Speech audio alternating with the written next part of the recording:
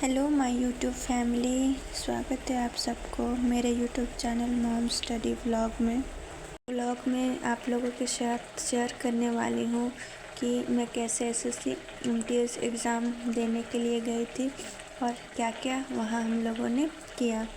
तो ये है सबसे पहले संडे मॉर्निंग, जहाँ मैं सुबह उठी। मेरा एग्ज़ाम था मंडे को और वो भी थर्ड शिफ्ट में। तो सबसे पहले मैं सुबह उठी, संडे को ब्रेकफास्ट बनाई और सब्ज़ी भी बना ली थी। अभी मैं आई हुई हूँ हमारे यार्ड में पीछे में, जहाँ पर हम लोग लगाए हैं हरा धनिया और इसके साथ साथ लहसुन और प्याज। रिसेंटली हम लोगों ने प्याज लगाया हुआ है। एक बार तो हम लोग वहाँ पर आलू लगाए और आलू को कल्टीवेट कर भी लिए। आलू निकाल करके फिर वहाँ पर हम लोगों ने प्याज लगाया हुआ है। तो यहाँ पर आप देख सकते हो थोड़ा सा धनिया भी लगाया हुआ है हम लोगों ने, जो कि बहुत यूज़फुल होती है चटनी के लिए या फिर वेजिटेबल्स में डालने के लिए। ताज़ा ताज़ा हरा धनिया खाना बहुत अच्छा लगता है।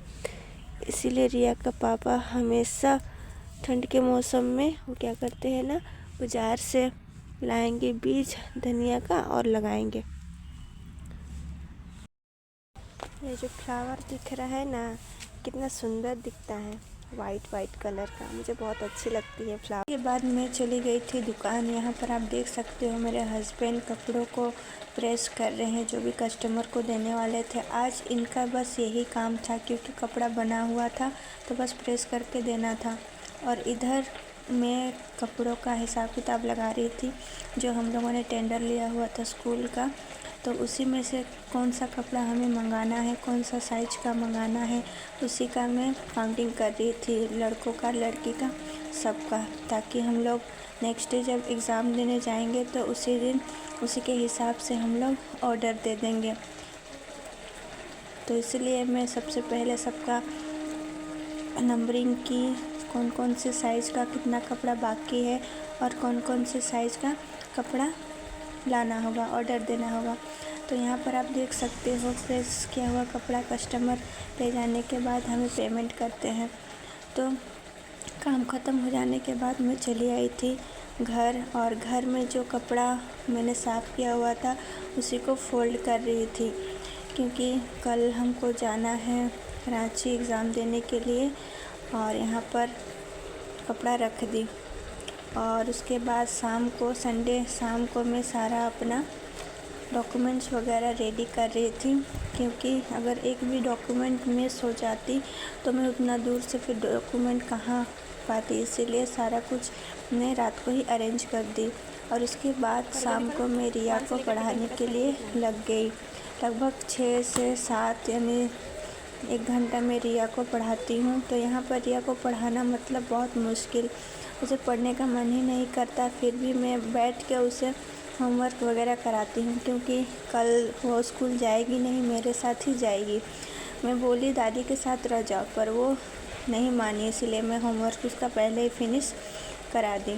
और उसके बाद हम लोग रात को, संडे को सारा पैकिंग वगैरह करके रात को सिर्फ खाना वाना खा करके सो गए। मैं संडे रात को एक भी पढ़ाई नहीं की थी, क्योंकि मैं एक दिन पहले अपने आप को पूरी तरह से फ्री करना पसंद करती हूँ। कोई भी स्टडी का लोड नहीं देती, अपना माइंड को फ्रेश रखती हूँ।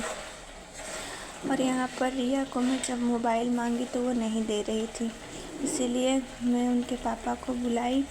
तो के बाद मंडे मॉर्निंग को मैं थोड़ा जल्दी ही उठ गई थी, क्योंकि मुझे ब्रेकफास्ट बनाना था, हमें जाना था तपस्विनी में।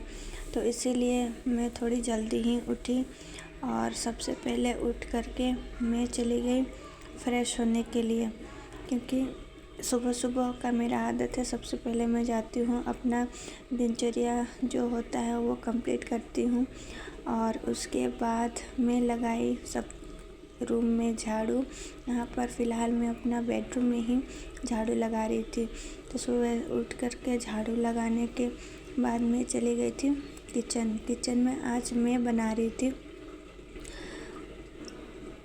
ड्रमस्टिक के फ्लावर का सब्ज़ी, जो कि ऐसे ही आम भाषा में बोला जाए तो उसे मुनगा बोलते हैं। तो मुनगा फूल का सब्जी ही मैं बना रही थी। झारखंड में जो लोग खाते होंगे उनको पता होगा, ये आलू मिला करके हाफ बॉईल करके इसे मछली मसाला दे करके बनाया जाता है। बहुत टेस्टी लगता है खाने में। तो मैं सुबह सुबह इसी का करी बनाई और साथ में आटा लगा दी थी। तो यहाँ पर मैं रोटी भी बना ली, क्योंकि हमें जाना था लगभग 9:30 पौने 10 बजे स्टेशन। हम जाने वाले थे ट्रेन से ही। तो रोटी भी बना ली। उसके बाद नहा धो करके पूजा वूजा की और पूजा करके अभी मैं तैयार हो गई हूँ जाने के लिए। और पूजा भी कर ली थी, खाना भी खा ली थी और अच्छा से तैयार हो गई ताकि हम निकले। आप लोग हमें 4 व्हीलर में देख के सोच रहे होंगे कि हम यहाँ क्या कर रहे हैं। एक्चुअली बात ये हुई ना, हम स्टेशन में थे पर अचानक से खबर आई कि मेरे ससुर जी बेहोश हो गए। तो हम सब छोड़ छाड़ के वापस चले गए थे घर। फिर वहाँ जा कर के देखा कि ठीक ठाक हैं। तो फिर ट्रेन तो मिस हो चुकी थी। तो सामने वाले भैया वो रांची जाने वाले थे अपनी डॉटर को लेकर के एग्ज़ाम दिलाने, जो इंटर के एग्ज़ाम दे रही है। तो हमने पूछा क्या हमें ले चलिएगा, तो उन्होंने बोला ठीक है चलिए। तो फिर साथ में ही चले। रांची पहुंचने के बाद हमें लग गई थी भूख। तो हम लोगों ने सारना होटल में जा कर के खाना खाया। बोला जाता है अक्सर महेंद्र सिंह धोनी यहाँ आकर के खाया करते हैं। तो हम लोगों ने सोचा कि नहीं हम लोग भी ट्राई करते हैं।